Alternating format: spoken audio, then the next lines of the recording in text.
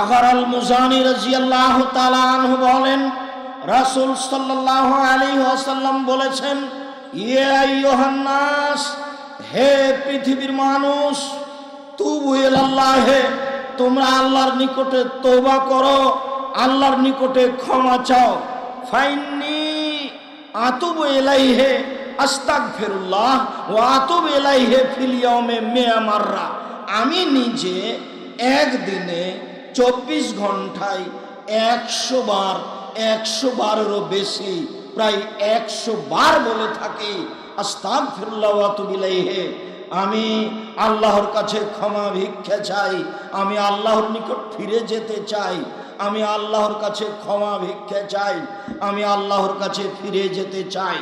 আয়েশা রাদিয়াল্লাহু তাআলা আনহা বলেন, রাসূল সাল্লাল্লাহু আলাইহি ওয়াসাল্লাম বলেছেন, ইন্নাল আবদা ইযা তারাফা, যখন কোনো মানুষ পাপ করার পরে স্বীকৃতি দেয় যে আল্লাহ আমি পাপ করেছি, আমাকে মাফ করো, আমি তওবা করছি, তাবাল্লাহু আলাইহি, তখন আল্লাহ তাআলা তার তওবাকে কবুল করেন। যখন মানুষ তার পাপের স্বীকৃতি দেয়, স্বীকৃতি দিয়ে তওবা করে, তখন আল্লাহ তাআলা তার তওবাকে কবুল করেন। আবু হুরায়রা রাদিয়াল্লাহু তাআলা আনহু বলেন, রাসূল সাল্লাল্লাহু আলাইহি ওয়াসাল্লাম বলেছেন, মান তাবা কাবলা আন তাগরিবা শামস, মানুষ মিনাল মাগরিব, অতদিন পর্যন্ত আল্লাহ তাআলা মানুষের তওবা কবুল করবেন যতদিন পর্যন্ত সূর্য পুনরায় পশ্চিম দিকে না ডুবছে। যখন সূর্য পশ্চিম দিকে ডুববে আর পূর্ব দিক থেকে উঠবে না, ততদিন পর্যন্ত আল্লাহ তাআলা মানুষের তওবা কবুল করবেন। আবু হুরায়রা রাদিয়াল্লাহু তাআলা আনহু বলেন, রাসূল সাল্লাল্লাহু আলাইহি ওয়াসাল্লাম বলেছেন, ইন্নাল্লাহা ইয়াকবালুত তাওবা কাবলা ইউগাররির, যতক্ষণ পর্যন্ত মানুষের মোটা শ্বাস না আসছে, মরণের মোটা শ্বাস, ততক্ষণ পর্যন্ত আল্লাহ তাআলা মানুষের তওবাকে কবুল করবেন। মোটা শ্বাস শুরু হয়ে গেলে মানুষ যদি তওবা করে, তাহলে তখন তওবা কবুল নাও হতে পারে। মরণের মোটা শ্বাসের পূর্ব পর্যন্ত তওবা করলে আল্লাহ তাআলা মানুষের তওবা কবুল করবেন, মানুষকে ক্ষমা করে দিবেন। এই কথা রাসূল সাল্লাল্লাহু আলাইহি ওয়াসাল্লাম বলেন। আবু হুরায়রা রাদিয়াল্লাহু তাআলা আনহু বলেন, রাসূল সাল্লাল্লাহু আলাইহি ওয়াসাল্লাম বলেছেন, পৃথিবীর মানুষ শুনে রেখো, লাউলাম তুজনেবু লা যাহাবাল্লাহু বিকুম ওয়ালা জা বিকওমিন ইজনেবুনা ওয়া ইস্তাগফিরুনাল্লাহ ওয়া ইয়াগফিরু লাহুম। তোমরা যদি পাপ না করতে, তাহলে আল্লাহ তাআলা আবারও এমন একটি জাতি সৃষ্টি করতেন, যে জাতি পাপ করার পরে আল্লাহর কাছে ক্ষমা চাইতো, তখন আল্লাহ তাআলা তাকে ক্ষমা করে দিতেন। কাজেই এই কথার অর্থ এই নয় যে মানুষকে আল্লাহর নবী পাপ করতে বলছেন, বরং আল্লাহর নবী এই কথা বলছেন যে পৃথিবীর মানুষ, তোমাদের যদি পাপ হয়ে যায়, তাহলে তোমরা আল্লাহর কাছে ক্ষমা চাও। পাপ হয়ে যাওয়ার কারণে নিরাশা হয় না, মানুষেরই পাপ হতে পারে, এটাই স্বাভাবিক। ফেরেশতার পাপ হবে না, কেননা ফেরেশতার পাপ করার মতো কোনো ক্ষমতা নেই। আবু হুরায়রা রাদিয়াল্লাহু তাআলা আনহু বলেন, রাসূল সাল্লাল্লাহু আলাইহি ওয়াসাল্লাম বলেছেন, তুবা লিমান কানা ফি সাহিফাতিহি ইস্তিগফারান কাসীরা, নিশ্চয় ওই লোকটাই বিচারের মাঠে বেশি সফল হবে, নিশ্চয় ওই লোকটাই বিচারের মাঠে বেশি সফল হবে, যে তার খাতাতে বেশি বেশি তওবা ইস্তিগফার দেখতে পাবে। যারা বেশি বেশি বলেছে আস্তাগফিরুল্লাহ ওয়া আতুবু ইলাইহি, আস্তাগফিরুল্লাহ ওয়া আতুবু ইলাইহি, তারা বিচারের মাঠে বেশি সফল হবে, তাদের সফলতা রয়েছে বিচারের মাঠে। এই কথা রাসূল সাল্লাল্লাহু আলাইহি সাল্লাম বলেন। শুধু আপনার নিজের জন্য নয়, আপনি আপনার পিতা মাতার জন্য ক্ষমা চাইবেন, আবু হুরায়রা রাদিয়াল্লাহু তাআলা আনহু বলেন, রাসূল সাল্লাল্লাহু আলাইহি ওয়াসাল্লাম বলেছেন, আপনার পিতামাতাকে আল্লাহ তাআলা জান্নাতে মান মর্যাদা যখন বেশি করে দিবেন, ইন্নাল্লাহা লা ইয়ারফাউর দারাজাতা, যখন আপনার পিতামাতার মান মর্যাদা জান্নাতে বিচারের মাঠে আল্লাহ বেশি করে দিবেন, ফায়াকুলানে, তারা দুইজন বলবে, মিন আইনা হাজা, মিন আন্না হাজা, হে আমার প্রতিপালক, আমাদের এত মান সম্মান কোথা থেকে হলো? আমরা তো এত মান সম্মান পাওয়ার মতো ইবাদত করিনি, তওবা ইস্তেগফার করিনি। তখন আল্লাহ তাআলা বলবেন, বে ইস্তেগফারে ওয়ালাদেকা লাকা, তোমার ছেলে তোমার জন্য, তোমাদের ছেলে মেয়ে তোমাদের জন্য দুনিয়াতে ক্ষমা চাইতো, তাই আজকে তোমাদের মান মর্যাদা বেশি করে দেওয়া হয়েছে, সম্মান বেশি করে দেওয়া হয়েছে, ভালো মানের পোশাক দেওয়া হয়েছে। এ কথা রাসূল সাল্লাল্লাহু আলাইহি ওয়াসাল্লাম বলেন। আবু হুরায়রা রাদিয়াল্লাহু তাআলা আনহু বলেন, রাসূল সাল্লাল্লাহু আলাইহি ওয়াসাল্লাম বলেছেন, ইন্নাশ শায়তান কালা, নিশ্চয় শয়তান বলে, ওয়া ইজ্জাতিকা ইয়া রাব্বে, হে আমার প্রতিপালক, তোমার সম্মানের কসম করে বলছি।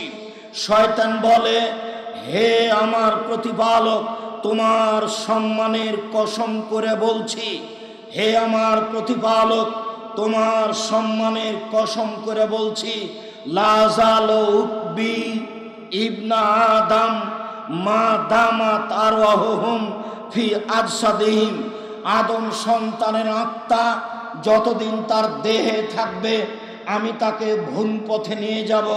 তোমার সম্মানের কসম করে বলি, তোমার ইজ্জতের কসম করে বলি, শয়তান বলছে যতদিন পর্যন্ত আদমের ছেলে মেয়ের দেহে শ্বাস থাকবে ততদিন পর্যন্ত আমি তাকে সর্বদা ভুল পথে নিয়ে যাব।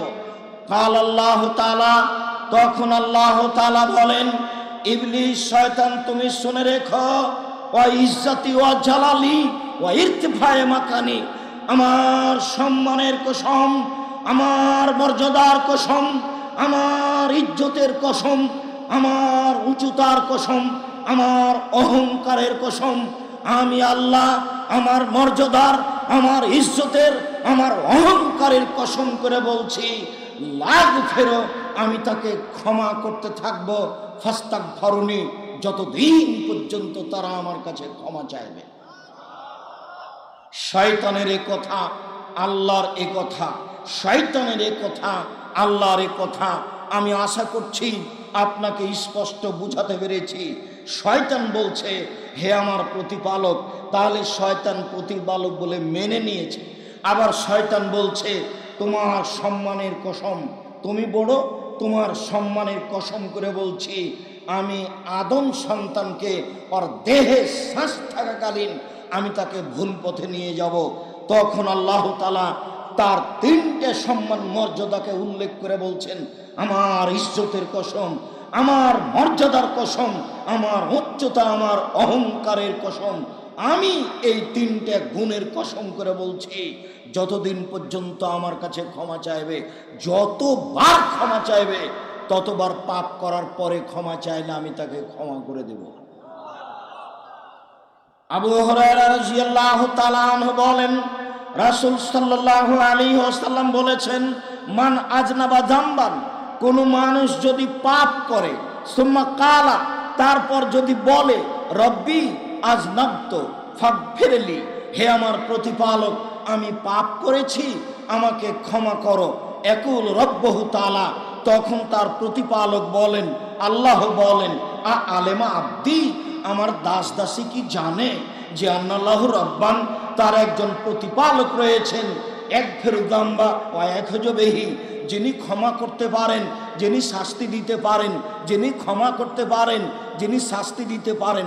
আমার দাস দাসী কি জেনে বলছে আমি যে তাকে ক্ষমা করতে পারি, আমি শাস্তি দিতে পারি, আমি ক্ষমা করতে পারি, আমি শাস্তি দিতে পারি, এটা যদি জেনে শুনে বলে, গাফারতু লাহু, আমি তাকে ক্ষমা করে দিলাম। সুম্মা মাকাসা, দিন যায় রাত্রি যায়, দিন যায় রাত্রি যায়, দিন যায় রাত্রি যায়।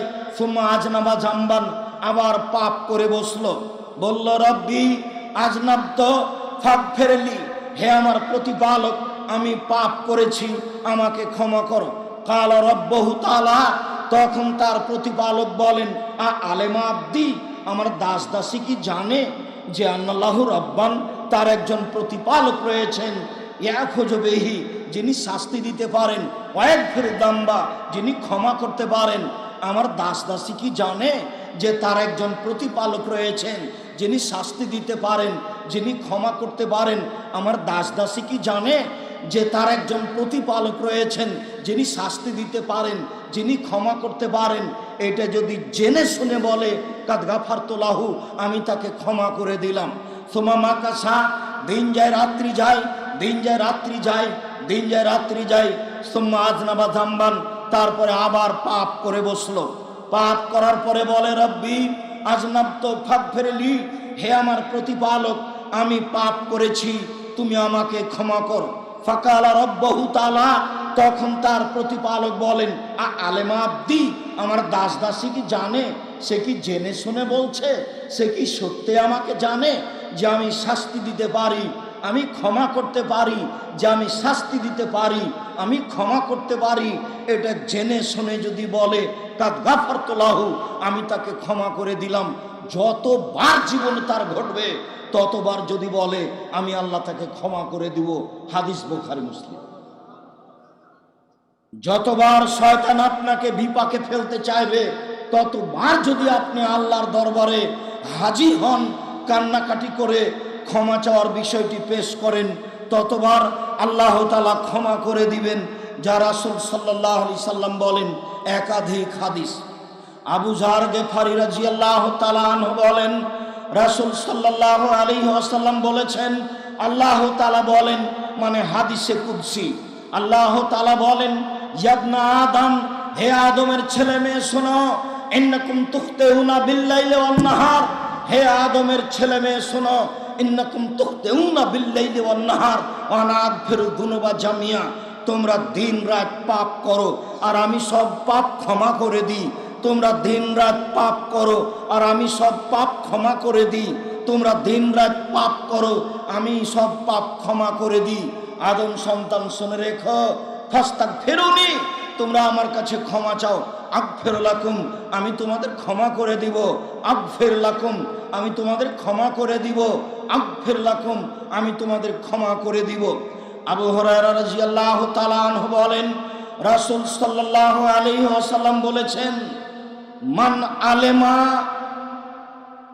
যে ব্যক্তি জানলো, আন্নি যু কুদরা আলাল মাগফিরা, যে আমি ক্ষমা করতে পারি, যেই ব্যক্তি জানলো যে আমি ক্ষমা করতে পারি, যে ব্যক্তি জানলো যে আমি ক্ষমা করতে পারি, আমি তাকে বলছি, শুনে রেখো, যেহেতু তুমি জেনে আমাকে বলছো যে আমি ক্ষমা করতে পারি, গাফারতু লাকা, আমি তোমাকে ক্ষমা করে দিলাম। ওয়ালা উবালি, আমি পরোয়া করি না তুমি কত বড় পাপী, আমি পরোয়া করি না তুমি কত বড় পাপী, আমি পরোয়া করি না তুমি কত বড় পাপী।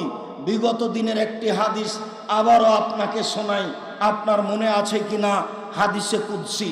আনাস রাদিয়াল্লাহু তাআলা আনহু বলেন, রাসূল সাল্লাল্লাহু আলাইহি সাল্লাম বলেছেন, আল্লাহ তাআলা বলেন, ইবনা আদম, হে আদমের ছেলে মেয়ে শোনো, মা দাওয়াতানি ওয়া রাজাতানি, তুমি আমাকে যেভাবে ডাকো আমি সেভাবে থাকি, তুমি যেভাবে আশা পোষণ করো সেভাবে আমি পূর্ণ করে থাকি।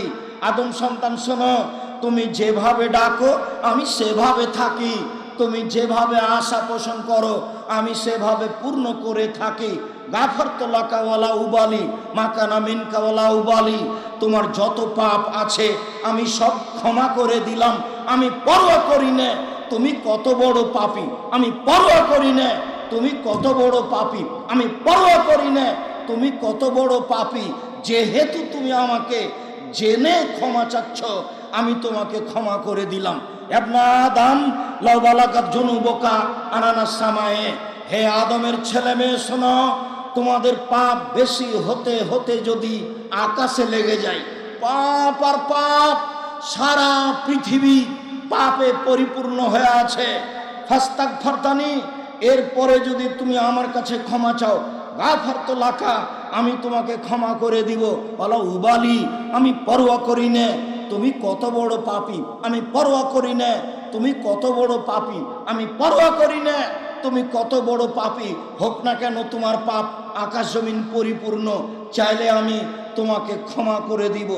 পরের বাক্যে আল্লাহ তাআলা বলেন, বিচারের মাঠে বলবেন, ইয়াবনা আদম লা আতাইতানি বিকুরাবিলার যে খাতায়া সুম্মা লাকিতানি লা তুশরিক বিশায়া লা আতাইতুকা বিকুরাবিহা মাগফিরা।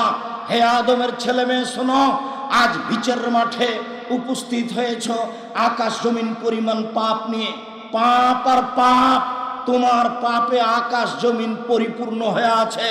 মনে রেখো আদম সন্তান, আমি তোমার পাপ সমপরিমাণ ক্ষমা নিয়ে উপস্থিত হয়েছি।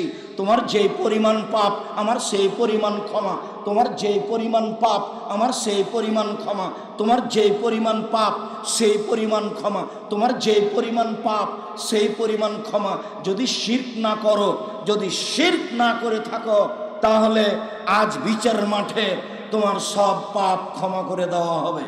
সম্মানিত দিনী ভাই বোন, আপনারা অবগত হন আল্লাহর ক্ষমা, আপনারা অবগত হন আল্লাহর দয়া, সেইভাবে আল্লাহর কাছে ক্ষমা চাওয়ার জন্য, দয়া চাওয়ার জন্য ব্যস্ত হয়ে পড়েন, সহজেই দয়া ক্ষমা পাওয়া যাবে। আনাস রাদিয়াল্লাহু তাআলা আনহু বলেন, অন্য এক বর্ণনায় এসেছে আব্দুল্লাহ ইবনে ওমর রাদিয়াল্লাহু তাআলা আনহু বলেন, ইন্না লা নাউদ্দু লিরাসূলিল্লাহি সাল্লাল্লাহু আলাইহি সাল্লাম ফিল মাজলিস।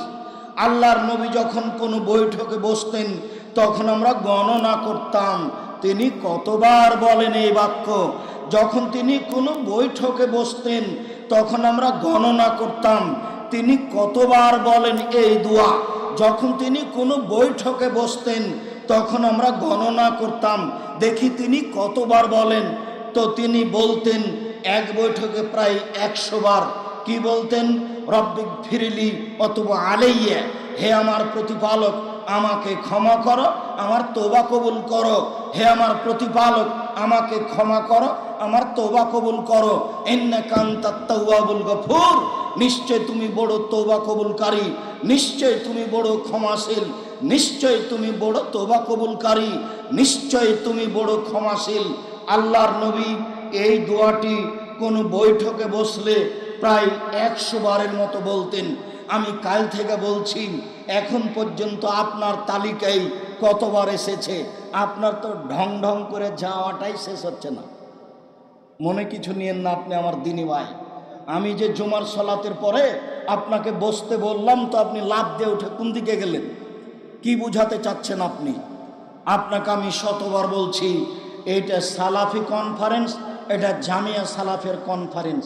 এখানে কোনো মানুষের প্রশংসা হয় না, এখানে কোনো দলীয় কথা হয় না, এখানে বিষয়ভিত্তিক কোরআন হাদিসের আলোচনা হয়। অতএব নিজেকে বোকা মনে করিয়েন না, আমার অনুরোধ। নিজেকে পাগল মনে করিয়েন না, আমার অনুরোধ। এই সময়ের দাম আছে। নিতান্তই যখন ফিরে হচ্ছেন তখন হাঁটবেন, অনেক বড় জায়গা আছে। জানি না কতবার গেলেন বাইরে, কতবার আসলেন, জানি না কতবার নওদাপাড়া গেলেন, জানি না কতবার ঘুমাতে গেলেন। এসেছেন 2 দিনের জন্য। আবারও বলছি, আগামীকাল 10টার সময় এখানে কোনো আলোচনা হবে না। আগামীকাল সকালে এখানে কোনো আলোচনা হবে না। আপনি চাইলেও আমরা ব্যবস্থা করতে পারবো না। আমি বুঝতে পারি না আপনি সময়কে কেন মূল্যায়ন করেন না। যাক হয়েছে হয়েছে, এখন বৈঠকে বলেন, আমার সাথে বলেন, রব্বিক ফিরলি অতবা আলাইয়া, রব্বিক ফিরলি অতবা আলাইয়া, রব্বিক ফিরলি অতবা আলাইয়া, ইন্নাকা আনতাত তাওয়াবুল গফুর, ইন্নাকা আনতাত তাওয়াবুল গফুর, ইন্নাকা আনতাত তাওয়াবুল গফুর। তুমি তো বড় তওবা কবুলকারী, তুমি তো বড় ক্ষমাশীল, তুমি তো বড় তওবা কবুলকারী, তুমি তো বড় ক্ষমাশীল। আম্মার ইবনে ইয়াসার রাদিয়াল্লাহু তাআলা আনহু বলেন, রাসূল সাল্লাল্লাহু আলাইহি সাল্লাম বলেছেন, মান কালা আস্তাগফিরুল্লাহাল্লাযী লা ইলাহা ইল্লা হুয়া আল হাইয়ুল কাইয়্যুম ওয়া তুবু ইলাইহি, কেউ যদি এই দোয়া পড়ে ক্ষমা চায়, আস্তাগফিরুল্লাহাল্লাযী লা ইলাহা ইল্লা হুয়া, সে আল্লাহর নিকটে ক্ষমা চায় যিনি ছাড়া কোনো মাবুদ নাই, আমি সে আল্লাহর নিকটে ক্ষমা চাই যিনি ছাড়া কোনো মাবুদ নেই।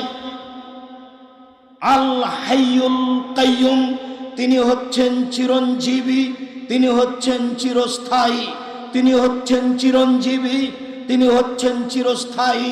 অতুবু ইলাইহি, আমি তার নিকটে ফিরে যেতে চাই।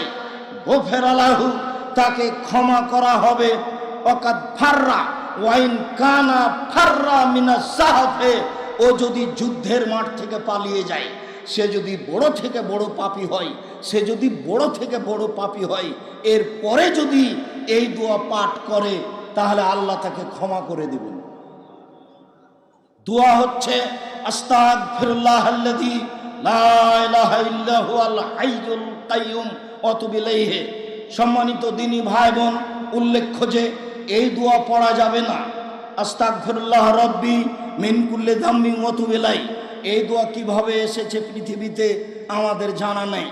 এর জাল হিসাবে কোনো ভিত্তি আমরা জানি না, এটা এমনিতেই চলছে।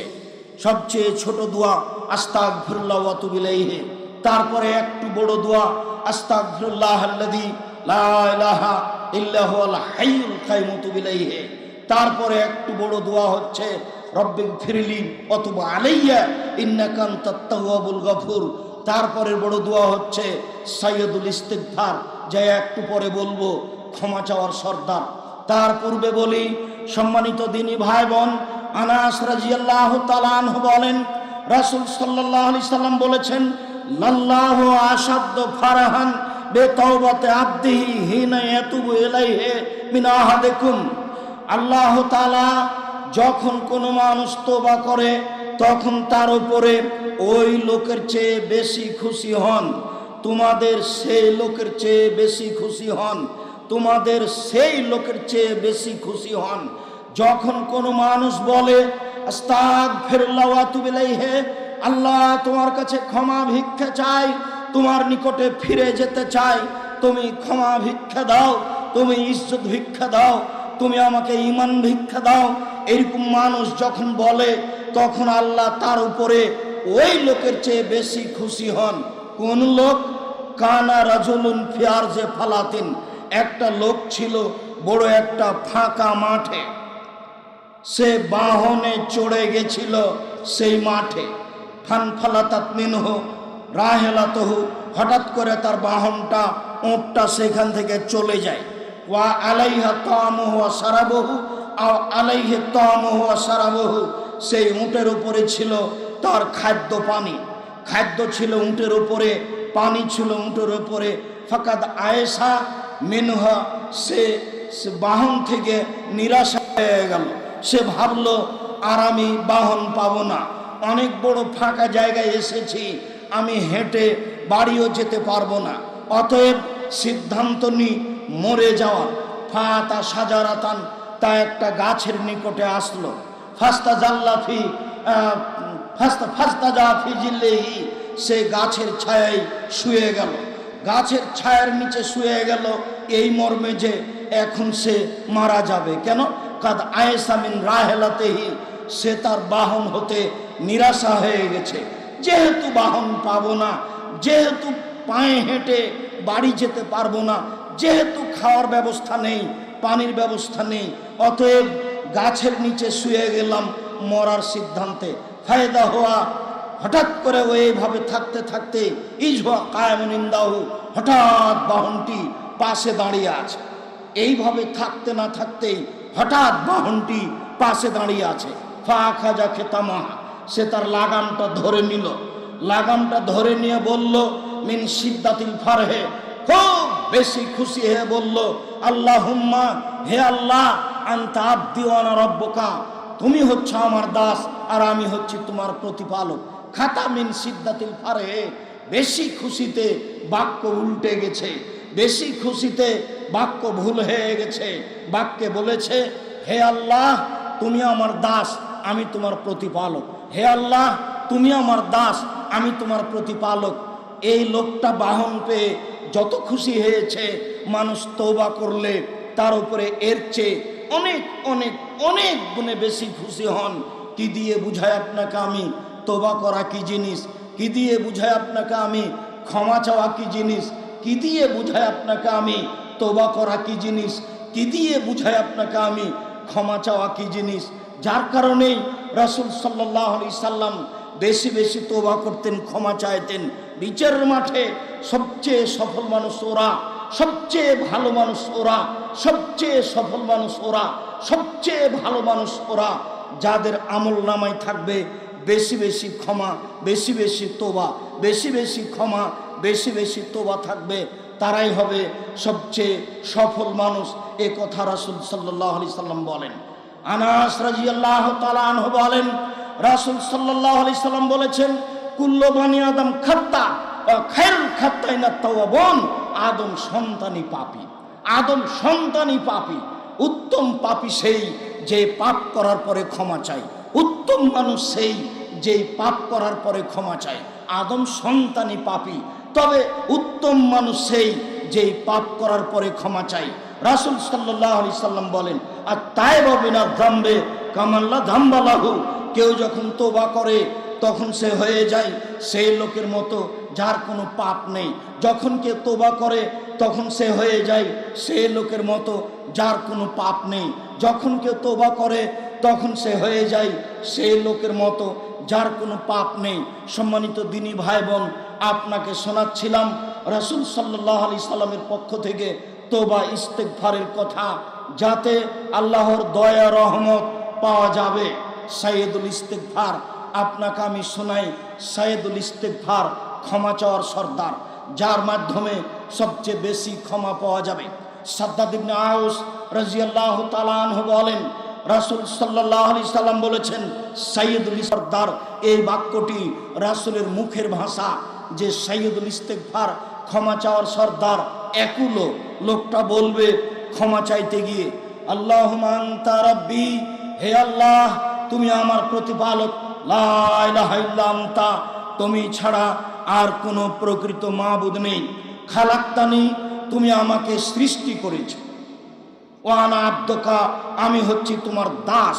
ওয়ানা আলা আহাদিকা, আমি তোমার ওয়াদা অঙ্গীকারের উপরে রয়েছি। ওয়াদিকা মাস্তাতাত, তোমার সাথে যে আমার চুক্তি রয়েছে, ওয়াদা রয়েছে, সেটা আমি সম্ভবপর বাস্তবায়ন করার চেষ্টা করব। আউযু বিকা মিন শাররি মা সানাত, জীবনে যত পাপ করেছি, অন্যায় করেছি, সব পাপ অন্যায় থেকে তোমার কাছে আশ্রয় চাচ্ছি। আউযু বিকা মিন শাররি মা সানাত আবু আলাকা বে নি'মাতিকা আলাইয়া, যত অনুগ্রহ করেছ সব স্বীকৃতি দিলাম। চক্ষু দিয়েছ, মেনে নিলাম তোমার দয়া। হাত দিয়েছ, মেনে নিলাম তোমার দয়া। পা দিয়েছ, মেনে নিলাম তোমার দয়া। বাড়ি গাড়ি জমি জায়গা দিয়েছ, মেনে নিলাম তোমার দয়া। জামিয়া সালাফিয়া ডাঙ্গি পাড়ায় দিনই আলোচনা শোনার জন্য আসার ব্যবস্থা করে দিয়েছ, মেনে নিলাম তোমার দয়া। প্রোগ্রাম বুধবারের দিন বাতিল করা হয়েছিল, তারপরে আবার অনুমতি পাওয়া গেছে, বুঝা গেল তোমার দয়া। তোমার সব নিয়ামতকে স্বীকৃতি দিলাম। আরো স্বীকৃতি দিচ্ছ আববে জাম্বি, পাপ করেছি এটাও স্বীকৃতি দিলাম। পাপ করেছি এটাও স্বীকৃতি দিলাম, নিশ্চয় আমি পাপী। ফাগফিরলি, এখন তুমি ক্ষমা করো। অনেক কিছু বললাম, এখন তুমি ক্ষমা করো। তোমাকে আর একটা কথা বলি, ইন্নাহু লা ইয়াগফিরু যুনুবা ইল্লা আনতা, তুমি ছাড়া কেউ ক্ষমা করতে পারে না। তুমি ছাড়া ক্ষমা কেউ করতে পারে না। তুমি ছাড়া ক্ষমা কেউ করতে পারে না। সম্মানিত দিনী ভাই বোন, ক্ষমা চাওয়ার জন্য কোরআন মাজিদ হতে রব্বিগফির ওয়ারহাম ওয়া আনতা খায়রুর রাহিমিন, কোরআন মাজিদ হতে ক্ষমা চাওয়ার জন্য রব্বি ইন্নী যালামতু নাফসি ফাগফিরলি, কোরআন মাজিদ হতে ক্ষমা চাওয়ার জন্য রব্বানা যালামনা আনফুসানা ওয়া ইল্লাম তাগফির লানা ওয়া তারহামনা লানাকুনান্না মিনাল খাসিরিন। ক্ষমা চাওয়ার জন্য হাদিস হতে আস্তাগফিরুল্লাহ ওয়া আতুবু ইলাইহি, ক্ষমা চাওয়ার জন্য হাদিস হতে আস্তাগফিরুল্লাহ আল্লাযী লা ইলাহা ইল্লা হুয়াল হাইয়ুল কাইয়ুম আতুবু ইলাইহি, ক্ষমা চাওয়ার জন্য হাদিস হতে রব্বিগফিরলি ওয়া তুব আলাইয়া ইন্নাকা আনতাত তাওয়াবুল গফুর, ক্ষমা চাওয়ার জন্য হাদিস হতে সাইয়্যিদুল ইস্তিগফার। রাসূল সাল্লাল্লাহু আলাইহি সাল্লাম বলেন, কেউ যদি সকালে বলে সন্ধ্যা পর্যন্ত সময় মারা গেলে জান্নাতে যাবে, কেউ যদি সন্ধ্যায় বলে সকাল পর্যন্ত সময়ে মারা গেলে জান্নাতে যাবে। সম্মানিত দিনী ভাই বোন, আমি আপনাদেরকে অনুরোধ জানিয়েছি, সাইয়্যিদুল ইস্তিগফার মুরব্বিকে মুখস্থ করতে হবে 7 দিনে, যুবককে মুখস্থ করতে হবে 24 ঘন্টায়, মুখস্থ করতেই হবে যে কোনো মূল্যে। সম্মানিত দিনী ভাই বোন, অনেক বড় বড় আলেম ওলামা অপেক্ষা করছেন, আপনার সাথে আমার অনেক জরুরি কথা। যখন আপনি জুমার খুতবার পরে দৌড়িয়ে চলে যাচ্ছিলেন, তখন আপনাকে আমি বুঝাতে পারিনি আমার কষ্টের কথা। আপনার সাথে আমি অদাবদ্ধ হতে চাই, আপনার সাথে আমি অদাবদ্ধ হতে চাই। মানুষ হিসেবে আপনাকে পেশাব করতে যেতে হবে, পায়খানা করতে যেতে হবে, এ কথাই ঠিক। মানুষ হিসেবে আপনাকে খেতে যেতে হবে, এ কথাই ঠিক। মানুষ হিসেবে আপনাকে গোসল করতে যেতে হবে, এ কথাই ঠিক। মানুষ হিসেবে আপনাকে উঠে কিছু নিতে হবে, এটাই ঠিক। মানুষ হিসেবে আপনার কোনো জরুরি প্রয়োজন আছে, এ কথাই ঠিক। কিন্তু সালাম ফিরার সাথে সাথে আমি থামতে বললাম, তারপরে আপনি লাফ দিয়ে উঠে চলে গেলেন, এটা কি? এটা কেন? আব্দুর রাজ্জাক সাহেব, যারা বাহির থেকে এসেছে তারা আসলে আমরা নই, এটাও হতে পারে। তবে যদি আপনার এমনটা হয়ে থাকে খাওয়ার জন্য, তাহলে আমি দুঃখিত। সম্মানিত দিনী ভাই বোন, আমি কিছু ঘাটতিতে, আমি কিছু আপনার সামনে দিন পেশ করতে ঘাটতি করেছি, তা আমার মনে বলে না। 3.5 লাখ টাকা আছে আলেম ওলামাদের পিছনে শুধু খরচ, প্রায় 15 লক্ষ টাকা খরচ আছে এই জামিয়া সালাফের সালাফি কনফারেন্স। আমি তো বলেছি আমি ভিক্ষুক, আমি ভিক্ষা করে আপনার ছেলে মেয়েকে পড়াই। যেসব খাদ্য পানি খাচ্ছেন, এটা হয় সাদকা, না হয় ফেতরা, না হয় দান। সাদকা হয়, ফেতরা যদি হয় জানেন, জাকাত যদি হয় জানেন, আর যদি সেটা দান হয়, সাদাকা হয়, তাহলে সেটা হলো মানুষের ময়লা। আল্লাহ রসুল বলছেন, ইন্না সাদকাতা ইন্নামা হিয়া আওসাকুন নাস, নিশ্চয় এটা মানুষের ময়লা। মনে রেখো, মানুষের ময়লা আমার জন্য হারাম, আমার বংশের জন্য হারাম, আমার বাড়িতে যে কাজ করে তার জন্য হারাম। হাসান, মুখে দিয়েছো কেন? মুখের ভিতরে আঙ্গুল ঢুকিয়ে খেজুর বের করে ফেলে দিয়ে বলছে, আমার সবার্তা তুমি বুঝো না, এটা মানুষের ময়লা, এটা আমার জন্য হারাম, আমার বংশের জন্য হারাম, আমার বাড়িতে যে কাজ করে খায় তার জন্য হারাম।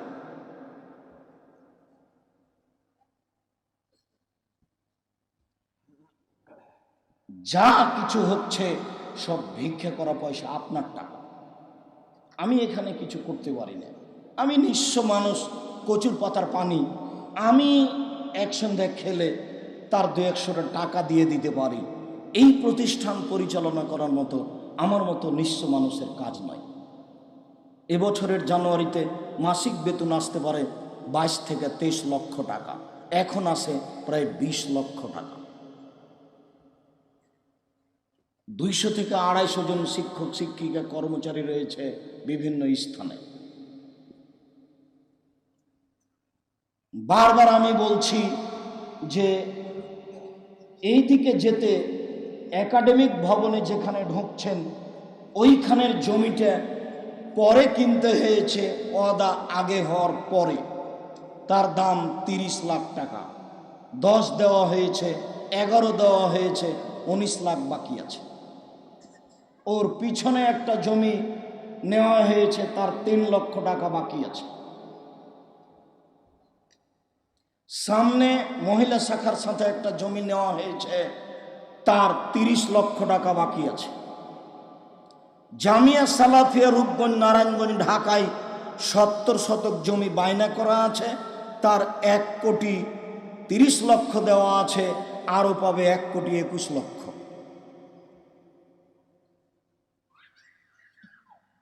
প্রতি মাসে বেতন তো লাগেই, নিম্নে মিস্ত্রি লেবার বিল, কেউ আছে রাজমিস্ত্রি, কেউ আছে শাটারিং মিস্ত্রি, কেউ আছে স্যানিটারি মিস্ত্রি, কেউ আছে টাইলস মিস্ত্রি, কেউ আছে টিন মিস্ত্রি। মিস্ত্রি যে কত প্রকার! প্রতিদিন দুই জামিয়ায় নিম্নে 20,000 থেকে 50,000 টাকা বিল আছে। কিভাবে চলে আমি নিজেও বুঝি না। আমি আপনাকে দানের কথা বললাম, আপনি লাভ দিয়ে আপনার ব্যাগের উপর দিয়ে পার হয়ে চলে গেলেন। আমি বুঝতে পারলাম না আপনি এটাকে কি বলতে চাচ্ছেন আমাকে। আপনাকে আমি কোটি টাকা দান করতে বলিনি। আমি বলেছি পতিতালয়ের মহিলা যদি কুকুরকে পানি পান করে জান্নাত পেতে পারে, আমি জামিয়া সালাফে 10 টাকা দান করলে জান্নাত পাবো ইনশাআল্লাহ। এ আশাই আপনার যতটুকু শক্তি সামর্থ্য ততটুকু আমি দান করার জন্য অনুরোধ জানাই।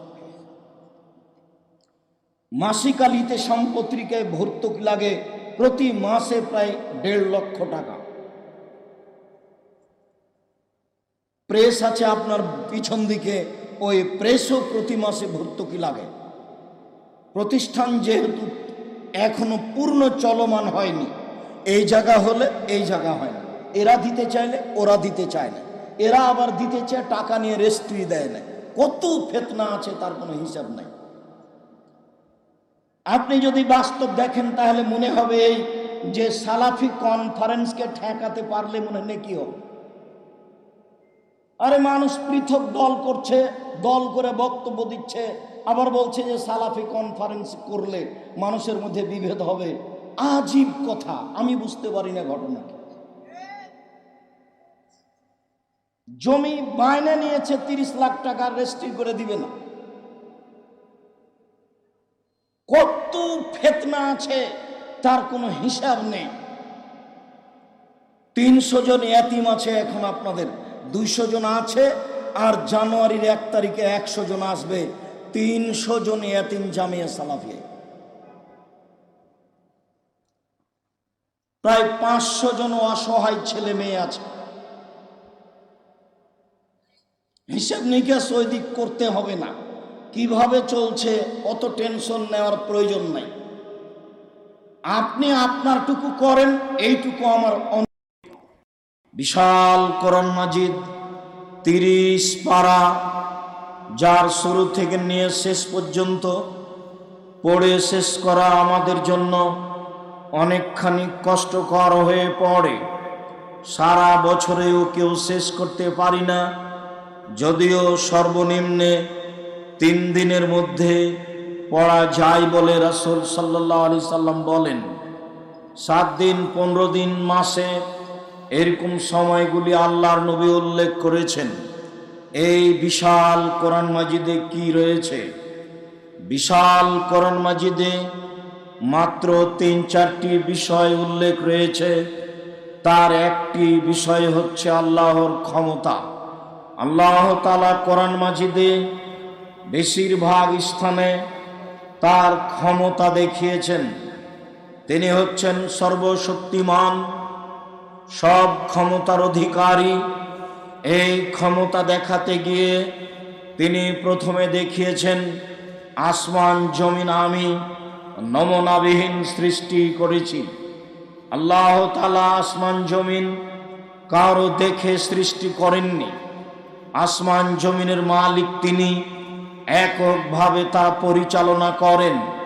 পৃথিবীর সৃষ্টি থেকে নিয়ে কিয়ামত পর্যন্ত সময় চ্যালেঞ্জ করা আছে। কেউ তাতে ভুল ধরতে পারবে না, কেউ তা ভেঙেও দিতে পারবে না, কেউ তার ক্ষতিও করতে পারবে না।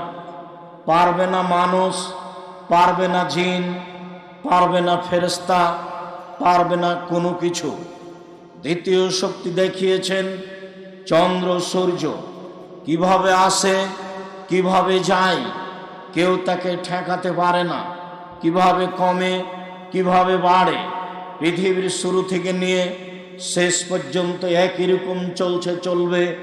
ঠেকানোর মতো কোনো কিছু আল্লাহ তাআলা সৃষ্টি করেননি। এ হচ্ছে তার 2 নম্বর ক্ষমতা। 3 নম্বর ক্ষমতা হচ্ছে রাত দিন কিভাবে আসে, কিভাবে যায়, কিভাবে কমে, কিভাবে বেশি হয়, এ তার একক ক্ষমতার ব্যাপার। মানুষ, জিন, ফেরেশতা কোনো কিছুই রাত দিনকে ঠেকাতে পারে না, রাত দিনকে কমবেশ করতে পারে না। তার ক্ষমতার এক দিক হচ্ছে তিনি আকাশ থেকে বৃষ্টি বর্ষণ করে ঘাস উৎপাদন করেন, মানুষের শস্য আদি, ফসল আদি, ফল ফুল উৎপাদন করেন। এমন কাজ পৃথিবীর কেউ করতে পারে না। তিনি ক্ষমতা দেখাতে গিয়ে 1 নম্বরে এইটা দেখিয়েছেন। তিনি 2 নম্বরে দেখিয়েছেন যারা এই ক্ষমতাশীল পৃথিবীতে, তাদেরকে আল্লাহ ধ্বংস করে দিয়েছেন। আদ সামদ শক্তিশালী সম্প্রদায়, তাদেরকে আল্লাহ ধ্বংস করেছেন। তারা পাল্টা বিচার করতে পারেনি। তাদের শক্তি দেখাতে গিয়ে আল্লাহ তাআলা বলেন, লাম ইখলাক মিসলাহা ফিল বিলাদ। আল্লাহ তাআলা আদ সামুদের মতো শক্তিশালী জাতি পৃথিবীতে আর কোথাও সৃষ্টি করেননি, কখনো আর করবেন না। তাদেরকে আল্লাহ ধ্বংস করে দিয়েছেন। আল্লাহ তাআলা বলেন, ফাদামদামা আলাইহিম বিদামবিহিম ফাসাওয়াহু লা ইয়াখাফু উকবা। আল্লাহ তাদের ঝঞ্ঝা বায়ু, ঝড় বৃষ্টি দিয়ে একেবারে একাকার করে দিয়েছেন। তাদের উপরে যে ঝড় বৃষ্টি আল্লাহ পাঠিয়েছিলেন, সেই বাতাসের নাম ছিল রিহে সারসার, যা ছিল 8 দিন 7 রাত একই রকম। তা ফেরেশতার পরিচালনায় ছিল না, তা ছিল আল্লাহ তাআলার একক ক্ষমতায়। বাতাস যেখান দিয়ে গেছে সেখান থেকে বাড়ি ঘর, মানুষজন, গাছপালা, পাথর, লোহা সব কিছু কেটে চলে গেছে, কোনো কিছু রক্ষা পায়নি। তার নাম রিহে সারসার। আল্লাহ তাদেরকে ধ্বংস করে দিয়েছেন, তারা পাল্টা বিচার করতে পারেনি। আল্লাহ তাআলা ফেরাউনের মতো লোককে সাগরে ডুবিয়ে দিয়েছেন, কেউ তার বিচার করতে পারেনি। আল্লাহ তাআলা নমরুদের মতো মানুষকে ক্ষুদ্রতম মশা দিয়ে ধ্বংস করে দিয়েছেন, পৃথিবীর কেউ তার বিচার করতে পারেনি। আল্লাহ তাআলা লূত আলাইহিস সালামের সম্প্রদায়কে নিচে থেকে মাটি উপরে করে, উপরের মাটি নিচে করে ধ্বংস করে দিয়েছেন, কেউ তার বিচার করতে পারেনি। তিনি ক্ষমতা দেখাতে গিয়ে দেখিয়েছেন শক্তিশালী জাতিকে, অপরাধী জাতিকে আল্লাহ ধ্বংস করে দিয়েছেন, কেউ তার বিচার করতে পারেনি। এ হলো মূলত ক্ষমতা। কোরআন মাজিদে বেশিরভাগ আলোচনা এটাই, যেখানে সেখানে পাতায় পাতায় এইসব আলোচনা রয়েছে। দ্বিতীয় আলোচনা রয়েছে আল্লাহর দয়া ও ক্ষমার কথা। কোরআন মাজিদকে দয়া এবং রহমত দিয়ে ভরে ফেলা হয়েছে। কতবার রহমান, কতবার রাহিম, কতবার গাফুর, কতবার ওয়াদুদ এসেছে বেহিসাব। আমরা পড়তেও পারি না, বুঝতেও পারি না, পড়াও বুঝার চেষ্টাও করি না। শুধুমাত্র জানি কোরআন মাজিদ আরবি ভাষায় লেখা আছে, সম্মান করতে হয়। সম্মানিত দিনী ভাই বোন, এই কোরআন মাজিদে দ্বিতীয় আলোচনা আছে রহমান রাহিম, দয়াশীল ক্ষমাশীল। এই আলোচনা দিয়ে আল্লাহ কোরআন মাজিদকে ভরে ফেলেছেন। তৃতীয় আলোচনা কোরআন মাজিদে রয়েছে কিছু বিধান। সালাত আদায় করতে হয়, সিয়াম পালন করতে হয়, যাকাত দিতে হয়, হজ করতে হয়, চুরি করলে হাত কাটা যায়, ওযু করতে হয়, পানি না থাকলে তায়াম্মুম করতে হয়। এইসব বিধান দেওয়া আছে। চতুর্থ দেওয়া আছে মাঝে মধ্যে জাহান্নাম আর জান্নাত, মাঝে মধ্যে জাহান্নাম আর জান্নাতের আলোচনা আছে। এই হলো 4 ধরনের আলোচনা দিয়ে কোরআন মাজিদ পরিপূর্ণ করা আছে, যা আমরা বুঝতে পারি না। সম্মানিত দিনী ভাই বোন, তার একটি আলোচনা হচ্ছে আল্লাহর দয়া।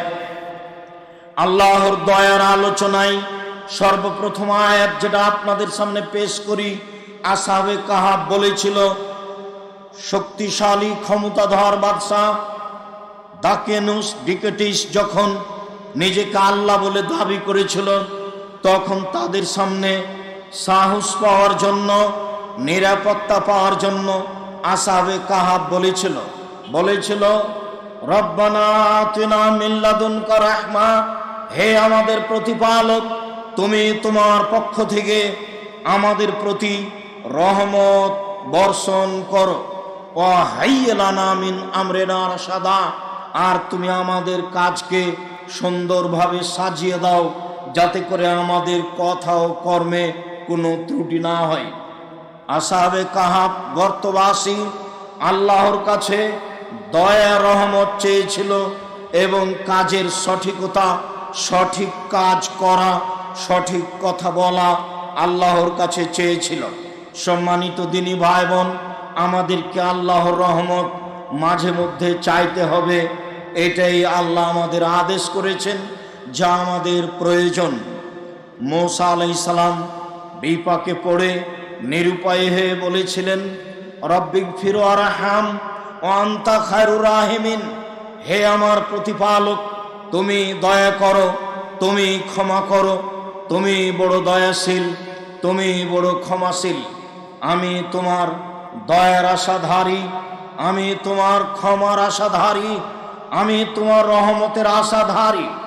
আইয়ুব আলাইহিস সালাম দীর্ঘদিন অসুস্থ থাকা অবস্থায় বলেছিলেন, আন্নী মাসানিয়াদ দুরর ওয়া আনতা আরহামুর রাহিমিন, হে আমার প্রতিপালক, আমি বড় বিপদে, তুমি বড় দয়াবান। আমি দীর্ঘদিন থেকে অসুস্থ রয়েছি, কোথায় সুস্থতা রয়েছে তা বুঝতে পারি না, কখন সুস্থতা ফিরিয়ে পাব তা আমি বলতে পারছি না। আমি নিরুপায় হয়ে অসুস্থ অবস্থায় বলছি, আমি বড় বিপদে, তুমি বড় দয়াবান, তুমি আমাকে বিপদ থেকে উদ্ধার করো। আল্লাহ তাআলা ভাবে সাধারণ জনগণ, পুরুষ নারী, সকল পুরুষ নারীকে বলেন, ইয়া ইবাদিয়াল্লাযীনা আসরাফু আলা আনফুসিহিম লা তাকনাতু মির রাহমাতিল্লাহ ইন্নাল্লাহা ইয়াগফিরুয যুনুবা জামিআ ইন্নাহু হুয়াল গফুরুর রাহিম। আল্লাহ তাআলা বলেন, হে আমার দাস দাসী পুরুষ নারী, মুমিন পুরুষ নারী, তোমরা পাপ করার পরে নিরাশা হয়ো না।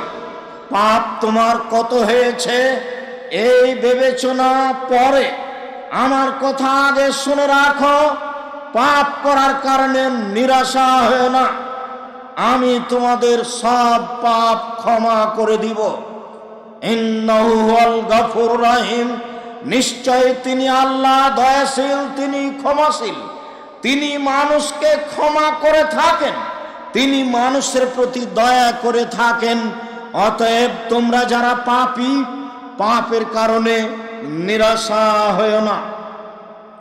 আল্লাহ তাআলা বলেন, যা আমরা রাত দিন বলে থাকি, সালাতে প্রথমে পড়ে থাকি সূরা ফাতিহা, আলহামদুলিল্লাহি রাব্বিল আলামিন, বিশ্বজগতের প্রতিপালকের প্রশংসা, আর রহমানুর রহিম, তিনি হচ্ছেন পরম দাতা, দয়ালু, তার দয়ার অভাব নেই, তার রহমতের অভাব নেই। মানুষ তার দয়া রহমতকে বুঝতে পারে না, বুঝার চেষ্টা করে না, বুঝার জন্য কারো কাছে আশ্রয় নেয় না। সম্মানিত দিনী ভাই বোন, আল্লাহ তাআলা নিজেকে ক্ষমাশীল, দয়াশীল প্রমাণ করতে গিয়ে কোরআন মাজিদের যেখানে সেখানে পাতায় পাতায় নিজের পরিচয় দিয়েছেন, নিজের দয়া ও রহমতের কথা বলেছেন। সম্মানিত দিনী ভাই বোন, আবু হুরায়রা রাদিয়াল্লাহু তাআলা আনহু বলেন, রাসূল সাল্লাল্লাহু আলাইহি ওয়াসাল্লাম বলেছেন, লাম্মা খালাকাল্লাহুল খালকা, যখন আল্লাহ তাআলা মাখলুক প্রাণী সৃষ্টি করলেন, পৃথিবী সৃষ্টি করলেন, যখন তার সবকিছু সৃষ্টি করা হয়ে গেল, কাতাবা কিতাবান, তা তিনি লিখিত করলেন, একটা খাতায় লিখলেন। ফাইন্দাহু ফাওকা আরশিহি, তা তার নিকটে রয়েছে, আরশের উপরে সেই খাতাটি তার নিকটে আছে, আরশের উপরে আছে। সেই খাতায় একটা কথা লেখা আছে, তা হচ্ছে, ইন্না রাহমাতি সাবাকাত গাযাবি, নিশ্চয় আমার দয়া আমার রাগকে পার করে গেছে। পৃথিবীর মানুষ মনে রেখো, আল্লাহ মানুষের বিচার রাগ দিয়ে করবেন না। আল্লাহ তাআলা বলেন, পৃথিবীর মানুষ মনে রেখো, তোমাদের প্রতিপালক আল্লাহ, তিনি তার রাগ দিয়ে বিচার করবেন না, তিনি বিচার করবেন তার দয়া দিয়ে, যেহেতু তার দয়া তার রাগকে পার করে গেছে। আবু হুরায়রা রাদিয়াল্লাহু তাআলা আনহু বলেন, রাসূল সাল্লাল্লাহু আলাইহি ওয়াসাল্লাম বলেছেন, লাম্মা কাযাল্লাহুল খালকা, যখন আল্লাহ তাআলা মাখলুক সৃষ্টি করার কাজ শেষ করলেন, কাতাবা কিতাবান, তখন তিনি লিখিত করলেন, একটা খাতায় সবকিছু লিখলেন। ফাহু ইনদাহু, তা তার নিকট রয়েছে, ফাওকার সেই আরশের উপরে রয়েছে। তাতে লেখা রয়েছে, ইন্না রাহমাতি গাজাবাত গালাবি, নিশ্চয় আমার দয়া আমার রাগকে, আমার ক্রোধকে পার করে গেছে। নিশ্চয় আমার দয়া, আমার রহমত আমার রাগকে পার করে গেছে। আমি কখনো রাগ দিয়ে মানুষের বিচার করব না, আমি কখনো আমার ক্রোধ দিয়ে মানুষের বিচার করব না, আমি রাগান্বিত অবস্থায় মানুষের বিচার করব না, দয়া দিয়েই করব। আবু হুরায়রা রাদিয়াল্লাহু তাআলা আনহু বলেন, রাসূল সাল্লাল্লাহু আলাইহি সাল্লাম বলেছেন, তাহাজ্জাতুন নার ওয়াল জান্নাহ, বিচারের মাঠে জাহান্নাম এবং জান্নাত আল্লাহর নিকটে হইচই লাগিয়ে দিবে। জান্নাত বলবে, বেমাউসের তো, হে আমার প্রতিপালক, আমাকে দুর্বল অসহায় মানুষ দিয়ে প্রাধান্য দেওয়া হলো কেন? আমার ভিতরে অসহায় নিঃস্ব মানুষ কেন? যারা সমাজে চলতে পারে না, সমাজ যাদের দাম দেয় না, সমাজ যাদের মূল্যায়ন করে না, তারা কেন আমার ভিতরে? এই বলে যখন জান্নাত আল্লাহর নিকটে তর্ক করলো, ঝগড়া পেশ করলো, পক্ষান্তরে জাহান্নাম বলল, হে আমার প্রতিপালক, আমার ভিতরে স্বৈরাচারী অহংকারী বদমেজাজি কেন?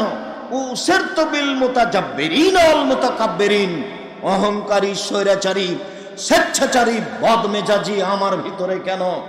তখন আল্লাহ তাআলা জান্নাতকে বলেছিলেন, জান্নাত মনে রেখো, ইন্নামা আনতি রাহমাতি আরহামু বিকা মান আশা মিন ইবাদি, তুমি হচ্ছে আমার দয়া। জান্নাত তুমি মনে রেখো, তুমি হচ্ছে আমার দয়া, আমার বান্দাদের যার উপরে আমি দয়া করব, তোমার মাধ্যমে দয়া করব। আমি দয়া করলে তোমাকে দিয়ে দিব, এই জন্য তোমাকে প্রাধান্য দেওয়া হয়েছে অসহায় নিঃস্ব মানুষকে। সাধারণত অসহায় নিঃস্ব মানুষই আল্লাহকে চিনে থাকে, জেনে থাকে। জাহান্নাম তুমি মনে রেখো, ইন্নামা আনতি গাজাবি, নিশ্চয় তুমি আমার রাগ, নিশ্চয় তুমি আমার ক্রোধ। বাদী, তোমাকে দিয়ে আমি শাস্তি দিব আমার বান্দার যাকে ইচ্ছে। সবাইকে আমি শাস্তি দিব না, আমি দয়া দিয়েই বিচার করব। তবে আমি যাকে শাস্তি দেওয়ার ইচ্ছা করব, জাহান্নাম তোমাকে দিয়েই করব, যার কারণে তোমার ভিতরে দেওয়া হয়েছে স্বৈরাচারী স্বেচ্ছাচারী অহংকারী বদমেজাজি মানুষকে। সম্মানিত দিনী ভাই বোন, আবু হুরায়রা রাদিয়াল্লাহু তাআলা আনহু বলেন, রাসূল সাল্লাল্লাহু আলাইহি ওয়াসাল্লাম বলেছেন, লা ইয়ালামুল কাফির লা ইয়ালামুল মুমিন মা ইনদাল্লাহি মিনাল উকুবা, যদি মুমিন পুরুষ নারী জানতো আল্লাহর নিকটে কি শাস্তি রয়েছে, যদি মুমিন পুরুষ নারী জানতো আল্লাহর নিকটে কি শাস্তি রয়েছে, মা তামা বেজান্নাতি আহাদুন, তাহলে পৃথিবীর কোন মানুষ জান্নাতের আশা পোষণ করত না।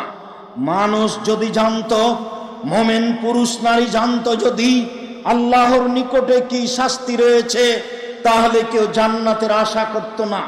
পরের বাক্যে আল্লাহর নবী বলেন, ওয়ালাউ ইয়ালামুল কাফির মা ইনদাল্লাহি মিনার রাহমা, মানুষ যদি জানতো আল্লাহর কাছে কি দয়া রয়েছে, মানুষ যদি জানতো আল্লাহর কাছে কি রহমত রয়েছে, মা কানাতা মিন জান্নাতিহি আহাদুন, তাহলে পৃথিবীর কোন মানুষ তার জান্নাত হতে নিরাশা হতো না, সবাই জান্নাত পাওয়ার আশা করত।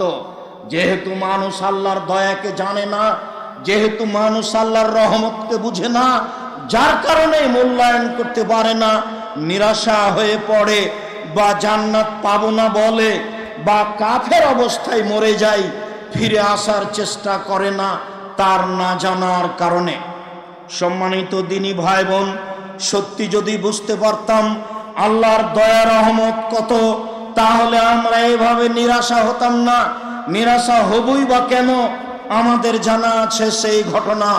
ওই তো সেই দিন বলছিলাম, আবু হুরায়রা রাদিয়াল্লাহু তাআলা আনহু বলেন, রাসূল সাল্লাল্লাহু আলাইহি ওয়াসাল্লাম বলছেন, কানা রাজুলুন ফি বানি ইসরাঈল লাম ইয়ামাল খায়রান কাত্ত। আজ থেকে নিয়ে হাজার হাজার বছর পূর্বে একটা লোক ছিল, যে লোকটা জীবনে কোনোদিন ভালো কাজ করেনি।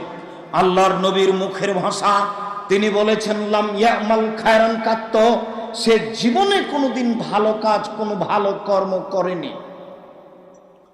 ফালাম্মা হাজারাহুল মউত, যখন তার কাছে মরণ চলে এসেছে, আওসা বানিয়ে, সে তখন তার ছেলেদেরকে আদেশ করেছে। সে তার ছেলেদেরকে আদেশ করে বলেছে, আমার আদরের ছেলেরা শোনো, ফালাম্মা মাতা, যখন তোমাদের পিতা মারা যাবে তখন একটা কাজ করিও, ফাহাররিকুহ, তোমরা তাকে আগুন দিয়ে জ্বালিয়ে দিও, সুম্মাজরু নিসফাহু ফিল বাররে ও নিসফাহু ফিল বাহরে, এরপরে তোমরা অর্ধেক ছাই পানিতে ফেলে দিও, অর্ধেক ছাই মাটিতে ফেলে দিও। কেন? লাইন কাদারাল্লাহু আলাইহি, আল্লাহ যদি তাকে ধরতে পারে, আল্লাহ যদি তোমাদের পিতাকে ধরতে পারে, লাইয়াদবু আদাবান লাইয়াদবু আহাদাম মিনাল আলামিনা, তাহলে তাকে এত শাস্তি দিবেন, পৃথিবীর কোনো মানুষকে আল্লাহ অত শাস্তি দিবেন না। শুনে রেখো, তোমাদের পিতাকে যদি আল্লাহ ধরতে পারেন, তাহলে এত শাস্তি দিবেন, এত শাস্তি দিবেন, এত শাস্তি দিবেন, পৃথিবীর কোনো মানুষকে আল্লাহ তত শাস্তি দিবেন না। অতএব তোমরা এই কাজটা করিও, যাতে করে আল্লাহ ধরতে না পারেন। ফালাম্মা মাতা, যখন পিতা মারা গেল, ফালু মা মারাহুম, পিতা যা আদেশ করেছিল তাই ছেলেরা করল। ফামারাল্লাহুল বাহরা ফাজামা বিমা ফিহি, আল্লাহ সাগরকে আদেশ করলেন, ছাইগুলি জমা করে দাও। সাগর ছাইগুলি জমা করে দিল। ওমর আল্লাহুল বাররা, আল্লাহ তাআলা মাটিকে আদেশ করলেন, মাটি ছাইগুলি জমা করে দাও। মাটি ছাইগুলি জমা করে দিল। এবার আল্লাহ তাআলা তাকে মানুষ তৈরি করে প্রস্তুত করে বললেন, লেমা ফালতা হাজা, বলো তুমি তোমার ছেলেদেরকে আদেশ কেন করেছিলে? তখন লোকটি বলেছিল, মিন খাশিয়াতিকা, তোমার ভয়ে করেছি, ওয়া আনতা আলাম, তুমি ভালো জানো। আল্লাহ তুমি শোনো, আমি সত্য সত্যই তোমার ভয়ে করেছি না আমি নিজে নিজে করেছি, এই কথা তুমি ভালো জানো। আমি বলছি একমাত্র তোমার ভয়েই এইটা করেছি, আমি অন্য কোনো কারণে করিনি। আল্লাহ তাআলা বললেন, ঠিক আছে, গাফারতু লাকা, আমি তোমাকে ক্ষমা করে দিলাম। সম্মানিত দিনী ভাই বোন, এত বড় অপরাধী যদি কোনোদিন কোনো ভালো আমল না করে শুধুমাত্র আল্লাহর ভয়ে এই কাজ করে থাকে, তার বিনিময়ে যদি জান্নাত হতে পারে, আমি নিরাশা হব কেন?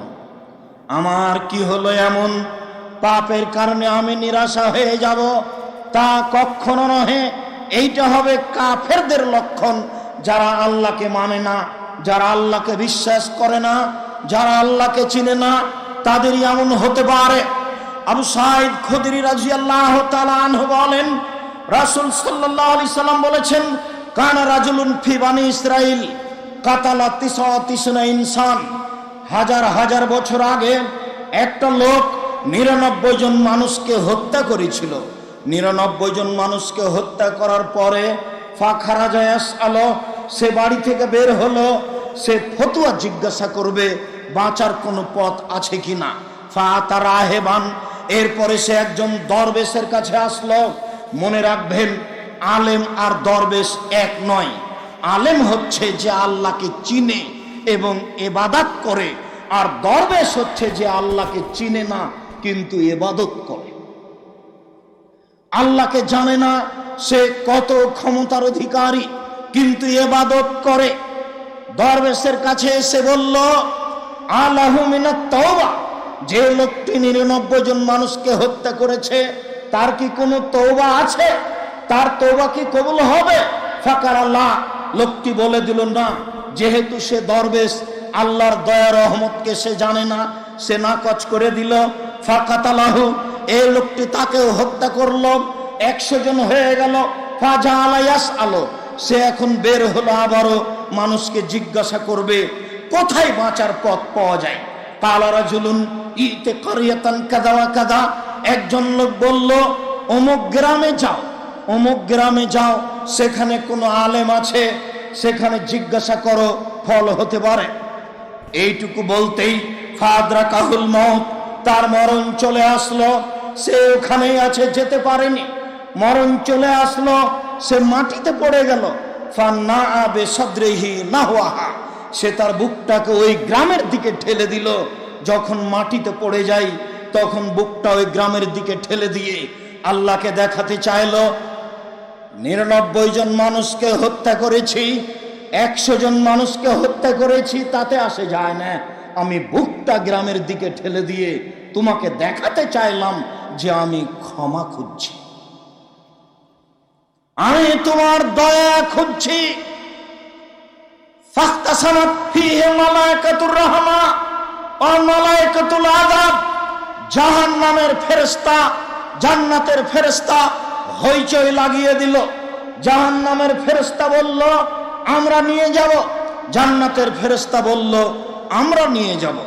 ফাআল্লাহু ইলাহাজিহি আনতাকাররাবি ওয়াল্লাহু ইলাহাজিহি আনতাবাদি, আল্লাহ তাআলা হুকুম করলেন ওই গ্রামকে, যে গ্রামের দিকে যাচ্ছিল, বললেন গ্রাম তুমি আগে আসো। গ্রাম কিছু আগে চলে আসলো। যে গ্রাম থেকে যাচ্ছিল সেই গ্রামকে আল্লাহ আদেশ করলেন তুমি একটু পিছে হটে যাও। গ্রাম পিছে হটে গেল। আল্লাহ তাআলা তাদেরকে বললেন ফাকিসুমা বাইনাহুমা, দেখো তো এই দুই দিক মেপে দেখো, লোকটা যেখানে পড়ে আছে সেখান থেকে মাপো কত দূর আছে গ্রাম, আবার মাপো কত দূর ছেড়ে গেছে গ্রাম থেকে। মেপে দেখা গেল যে আকরাবা ইলা হাজিহি বিশিবরিন, যে গ্রামে যাচ্ছিল সেই গ্রামের দিকে অর্ধ হাত আগিয়ে গেছে।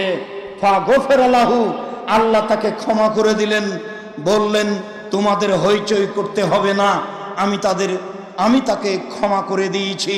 বুখারী মুসলিম। সম্মানিত দিনী ভাই বোন, পৃথিবীর দিনী ভাই বোন, মুসলিম ভাই বোনকে আমরা বলছি আল্লাহর দয়া থেকে নিরাশা হতে হবে না। 100 জন মানুষকে হত্যা করেও যদি মানুষ জান্নাত পেয়ে যায় এইভাবে, এবং আল্লাহ তাকে জান্নাতে দেওয়ার জন্য কৌশল অবলম্বন করেন, তাহলে আমি পাপ করে নিরাশা হব কেন? নিরাশার কিছু নেই। দয়ার আশা করতে হবে, রহমতের আশা করতে হবে, ক্ষমা চাইতে হবে। দেশ বিদেশের ভাই বোন রয়েছেন যারা আপনারা বিভিন্ন এলাকা থেকে, দূর দূরান্ত থেকে আমাদের বক্তব্য শুনছেন, সকল দিনী ভাই বোনকে আমি আশ্বস্ত করছি যে আল্লাহর এই দয়াটাকে দেখুন, ইনশাআল্লাহ আল্লাহ আপনাদের প্রতি দয়া করবেন।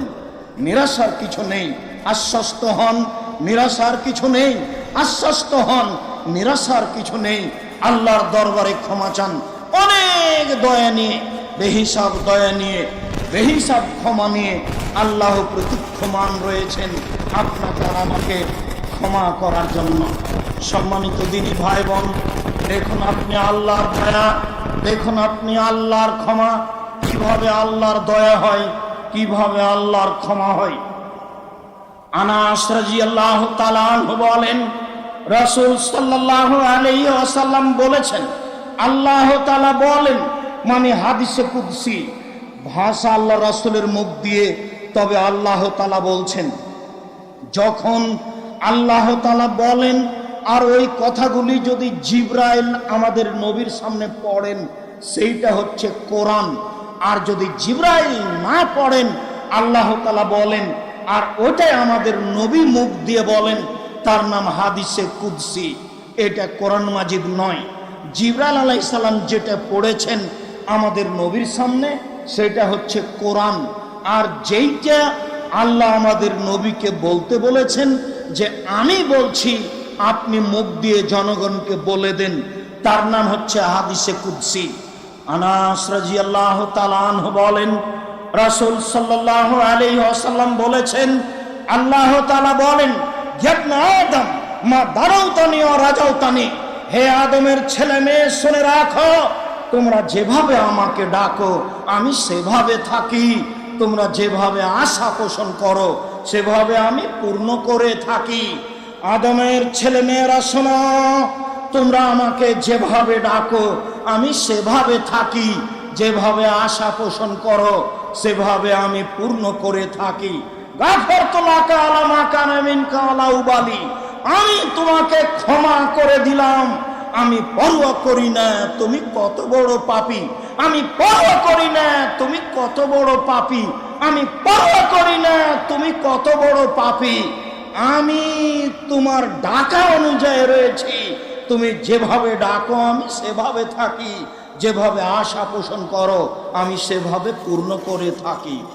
আল্লাহ তাআলা বলেন, ইবনা আদম লা বালাগাত যুনুবুকা আনানাস সামায়ে, এ আদমের ছেলে মেয়ে শোনো, তোমাদের পাপ বেশি হতে হতে যদি আকাশে লেগে যায়, পাপ আর পাপ, আকাশ জমিন পাপে পরিপূর্ণ হয়ে আছে, ফাস্তাগফারতানি, এরপরে যদি তুমি আমার কাছে ক্ষমা ভিক্ষা চাও, গাফারতু লাকা, আমি তোমাকে ক্ষমা করে দিব, ওয়ালা উবালি, আমি পরোয়া করি না তুমি কত বড় পাপী, আমি পরোয়া করি না তুমি কত বড় পাপী, আমি পরোয়া করি না তুমি কত বড় পাপী।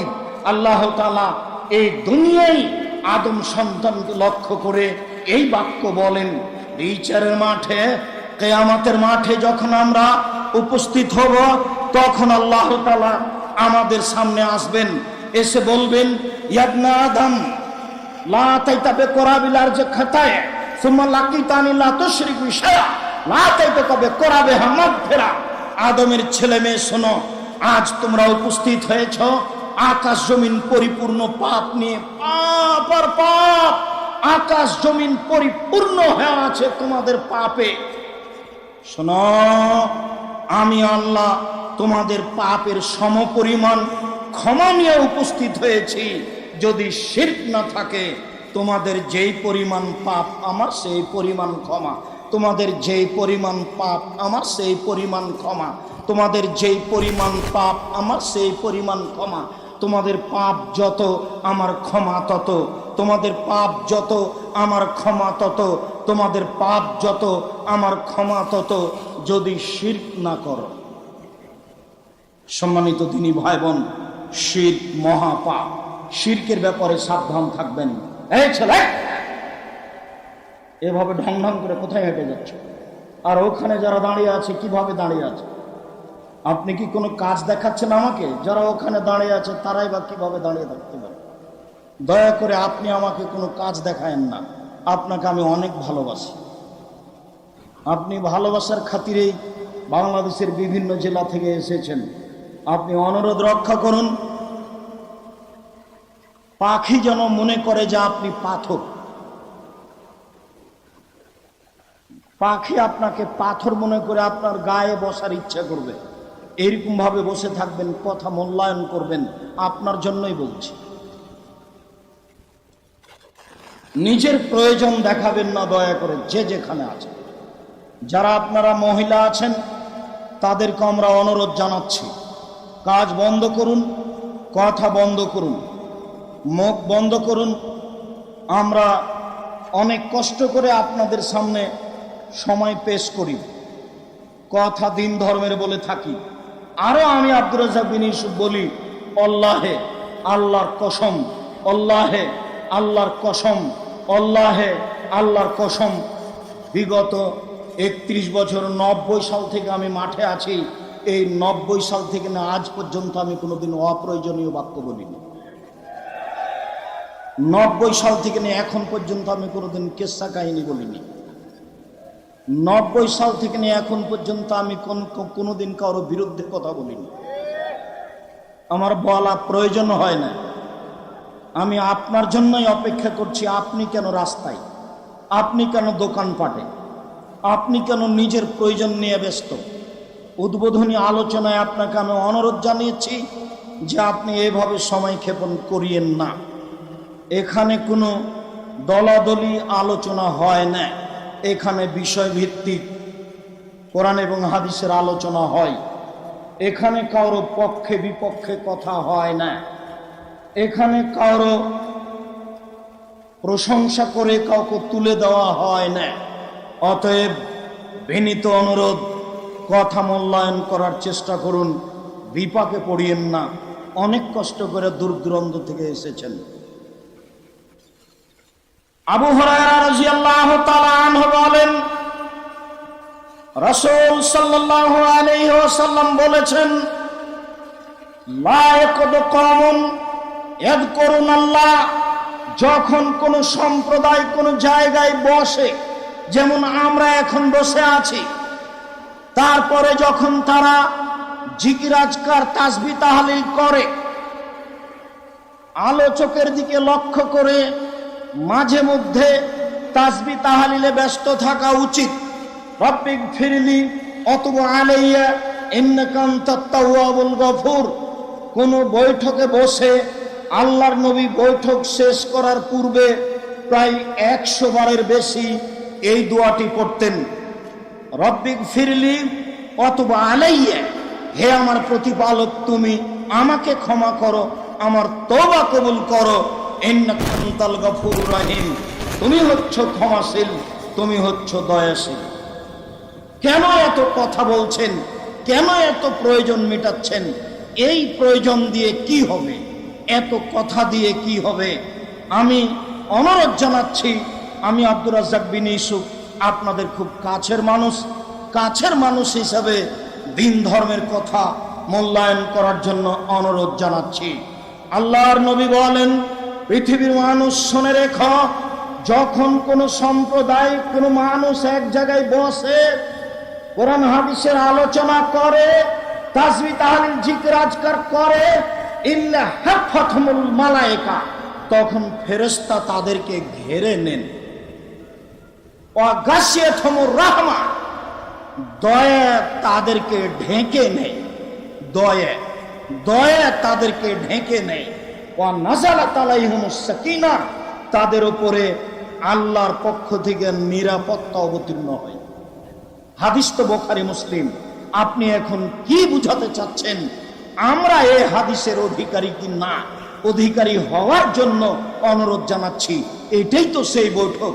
আমি আব্দুর রাজ্জাক বিন ইউসুফ, আমি যেটুকু ভাঙাচোরা কোরআন হাদিস বুঝি, তাতে আপনাকে আমি বলছি, এই বৈঠকই সেই বৈঠক যেই বৈঠকের কথা আল্লাহর নবী বললেন।